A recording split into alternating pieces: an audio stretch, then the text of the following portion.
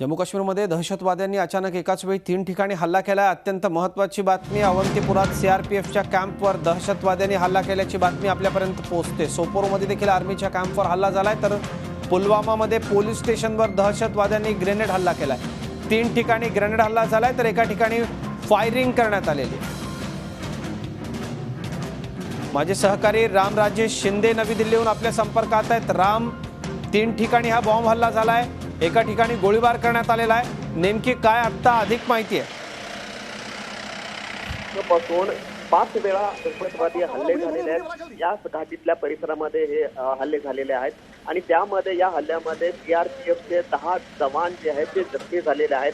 सोपर येथे आर्मी कॅम्पवर सुद्धा हल्ला करण्यात आलेला आहे। पुलवामा इथे हल्ला करण्यात आलेला आहे।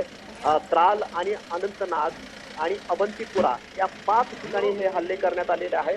आणि आधी सर्वात महत्त्वाची माहिती म्हणजे की हायकोर्टचे जे जज त्यांचं निवासस्थान ज्या ठिकाणी आहे त्या निवासस्थानाबाहेर जे सुरक्षा रक्षक आहेत त्यांच्याकडून रायफल हिसकावून घेण्यात आलेली आहे। दहशतवाद्यांनी हे कृत्य केलेलं आहे आणि त्या ठिकाणी ग्रेनेड सुद्धा टाकण्यात आलेला आहे। मात्र कोणतीही अद्याप दुखापतीची कोणतीही माहिती नाहीये आणि कोणाचाही जीव गेल्याचं सांगण्यात आलेलं नाहीये।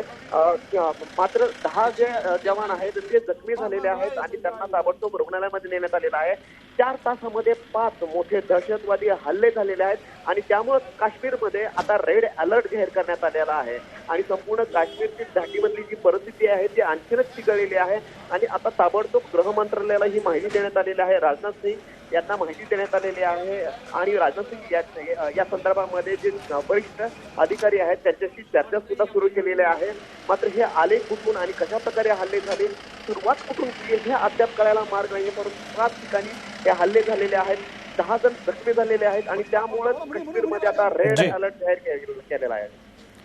राम, तुम्ही एकूण सगळ्या परिस्थितीबद्दल जी माहिती दिली आहे नक्कीच चिंताजनक आहे। सगळं अधिक माहिती काय आपल्या हाती येते त्याकडे सगळ्यांचं नक्कीच लक्ष असेल, पण कुठेही जीवितहानी होऊ नये, सुरक्षा दलं या सगळ्या परिस्थितीवर काबू आणण्यात, त्यांना नियंत्रण आणण्यात यश मिळो अशी प्रार्थना करूयात। तुम्ही राहा असेच आमच्याबरोबर। पुढची एक महत्त्वाची बातमी ती म्हणजे झी 24 तास रहा एक पाऊल पुढे।